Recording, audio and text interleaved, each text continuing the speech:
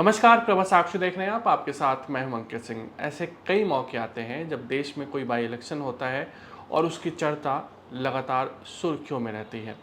और अभी एक बाई इलेक्शन होना है। बाई इलेक्शन की जो जगह है वो पटना की बांकेपुर सीट है।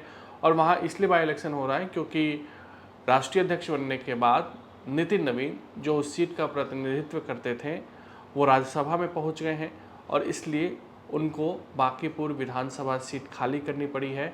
और जिसके बाद वहाँ पर उपचुनाव हो रहे हैं। पिछले साल ही बिहार में चुनाव हुए थे और उस समय नितिन नवीन वहाँ से जीत हासिल करने में कामयाब रहे हैं। बांकीपुर जो सीट है, अगर उसके समीकरण को जाने समझें तो लगभग 40 वर्षों के आसपास से वो बीजेपी का गढ़ रहा है, स्ट्रॉन्ग होल्ड रहा है। नितिन नवीन, उससे पहले उनके पिता नवीन किशोर सिन्हा वहाँ का प्रतिनिधित्व करते थे। लेकिन हाल में देखें तो ये जो उपचुनाव है ये सिर्फ बिहार की ही मीडिया में या बिहार में ही चर्चा में नहीं है, बल्कि राष्ट्रीय स्तर पर भी इसकी खूब चर्चा हो रही है। कारण है कि चुनाव लड़वाने वाले, पार्टी बनाने वाले पहली बार चुनावी मैदान में खुद उतरे हैं। जी हाँ, हम बात कर रहे हैं प्रशांत किशोर की। प्रशांत किशोर बिहार चुनाव से पहले कई अलग अलग पार्टियों के लिए चुनावी रणनीति बनाते रहे हैं।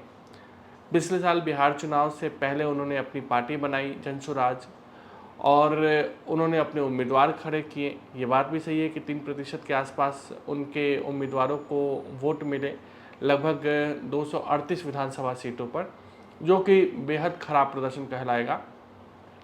हालांकि इस बात की चर्चा तेज थी कि प्रशांत किशोर खुद चुनाव लड़ेंगे, लेकिन वो चुनाव नहीं लड़े।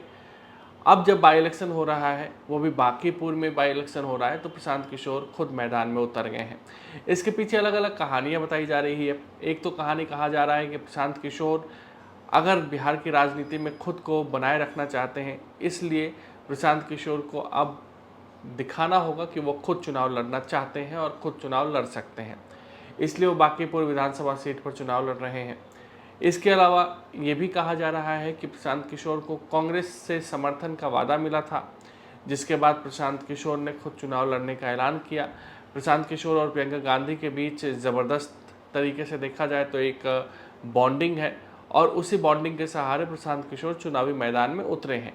लेकिन उनके साथ खेला ये हो गया कि आरजेडी, कांग्रेस का जो फॉर्मूला था, कांग्रेस का जो ये था कि हमें प्रशांत किशोर को समर्थन करना चाहिए, आरजेडी उसके लिए तैयार नहीं हुई और आरजेडी ने रेखा कुमारी, जो इससे पहले भी चुनाव लड़ चुकी हैं, उन पर दाव लगा दिया और रेखा कुमारी को चुनावी मैदान में उतार दिया।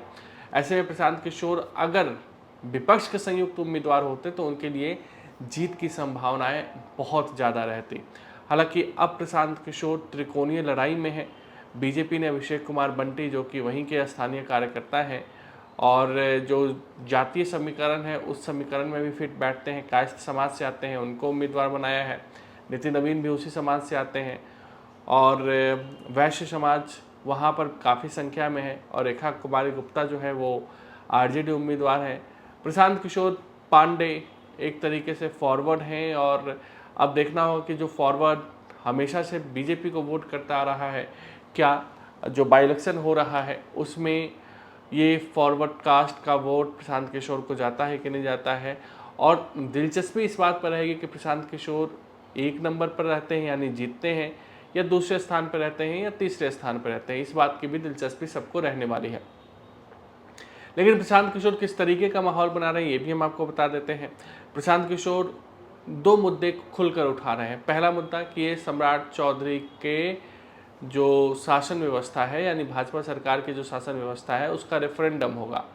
और दूसरा वो जो भरत तिवारी मामला है, हत्याकांड है, उसको भी जोर शोर से उठा रहे हैं और उसकी बदौलत वो फॉरवर्ड कास्ट का वोट अपनी ओर करने की कोशिश कर रहे हैं। तो देखना होगा कि प्रशांत किशोर की रणनीति क्या बांकीपुर में काम कर पाती है, नहीं कर पाती है।